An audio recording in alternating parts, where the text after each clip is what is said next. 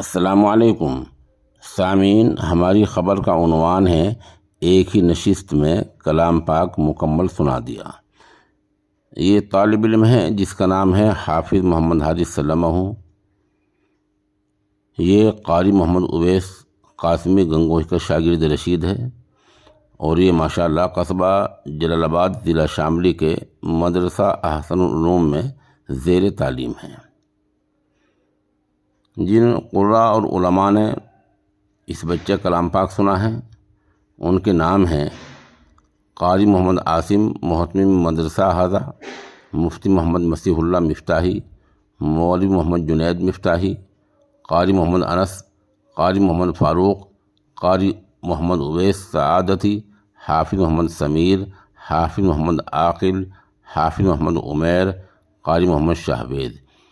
इस नामनगार ने मुतअल्लिक़ा तालिब इल्म का एक पाव पारा मंगाया था जो पेश खिदमत है। बिस्मिल्लाहिर्रहमानिर्रहीम।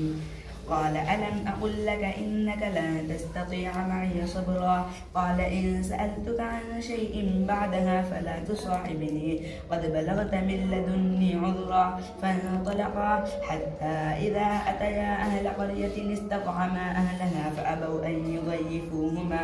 فأبوا أن يضيفوهما فوجدا فيها جدارا يريد أن ينقض فأقامه قال لو شئت لاتخذت عليه أجرا قال هذا فراق بيني وبينك سأنبئك بتأويل ما لم تستطع عليه صبرا أما السفينة فكانت لمساكين يعملون في البحر فأردت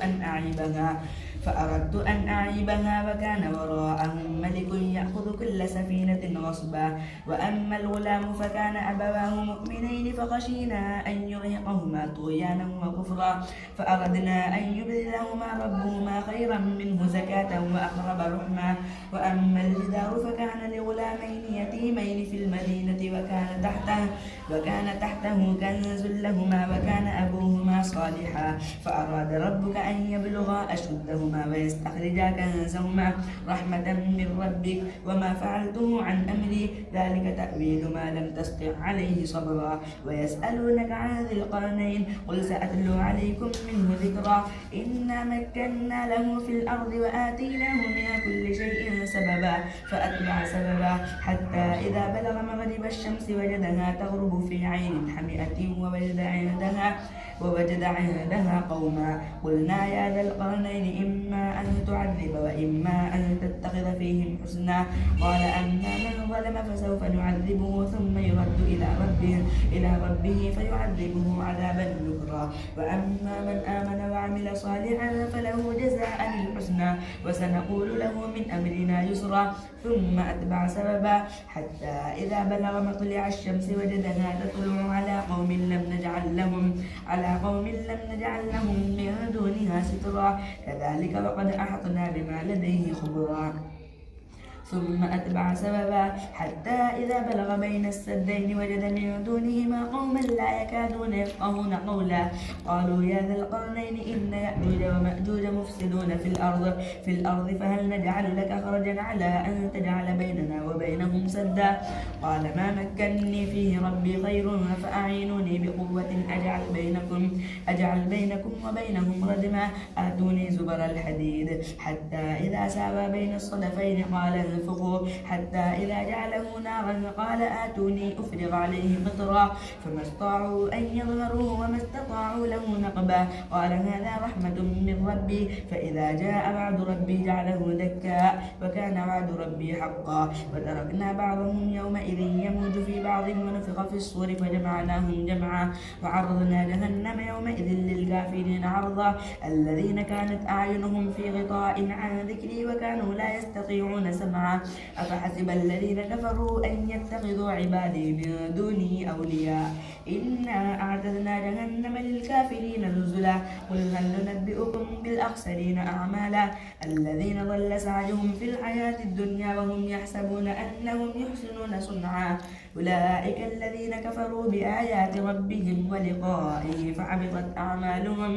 فحبطت أعمالهم فلا نقيم لهم يوم القيامة وزنا ذلك جزاؤهم جهنم بما كفروا واتخذوا آياتي ورسلي هزوا إن الذين آمنوا وعملوا الصالحات كانت لهم جنات الفردوس نزلا خالدين فيها لا يبغون عنها حولا قل لو كان البحر مدادا لكلمات ربي لنفد البحر قبل أن تنفد كلمات ربي ولو جئنا بمثله مددا قل إنما أنا بشر مثلكم يوحى إلي أنما إلهكم إله واحد فمن كان يرجو لقاء ربه فليعمل عملا صالحا ولا يشرك بعبادة ربه أحدا بسم الله الرحمن الرحيم كافها يا عين صاد ذكر رحمة ربك عبده زكريا إذ نادى ربه نداء خفيا قال رب إني وهن العظم مني واشتعل الرأس شيبا ولم أكن بدعائك رب شقيا وإني خفت الموالي من ورائي وكانت امرأتي عاقرا فهب لي من لدنك وليا يرثني ويرث من آل يعقوب واجعله ربي رضيا يا زكريا إنا نبشرك بغلام اسمه يحيى لم نجعل له من قبل سميا قال رب أنى يكون لي غلام وكانت امرأتي عاقرا وقد بلغت من الكبر عتيا قال كذلك قال ربك هو علي هين وقد خلقتك من قبل ولم تك شيئا قال رب اجعل لي آية قال آيتك ألا تكلم الناس 3 ليال سويا فخرج على قومه من المحراب فأوحى إليهم أن سبحوا بكرة وعشيا يا يحيى خذ الكتاب بقوة وآتيناه الحكم صبيا وحنانا من لدنا وكان تقيا وبرا بوالديه ولم يكن جبارا عصيا وسلام عليه يوم ولد ويوم يموت ويوم يبعث حيا واذكر في الكتاب مريم إذ انتبذت من أهلها مكانا شرقيا فاتخذت من دونهم حجابا فأرسلنا إليها روحنا فتمثل لها بشرا سويا قالت إني أعوذ بالرحمن منك إن كنت تقيا قال إنما أنا رسول ربك لأهب لك غلاما زكيا قالت أنى يكون لي غلام ولم يمسسني بشر ولم أك بغيا قال كذلك قال ربك هو علي هين ولنجعله آية للناس ورحمة منا وكان أمرا مقضيا فحملته فانتبذت به مكانا قصيا فأجاءها المخاض إلى جذع النخلة قالت يا ليتني مت قبل هذا وكنت نسيا منسيا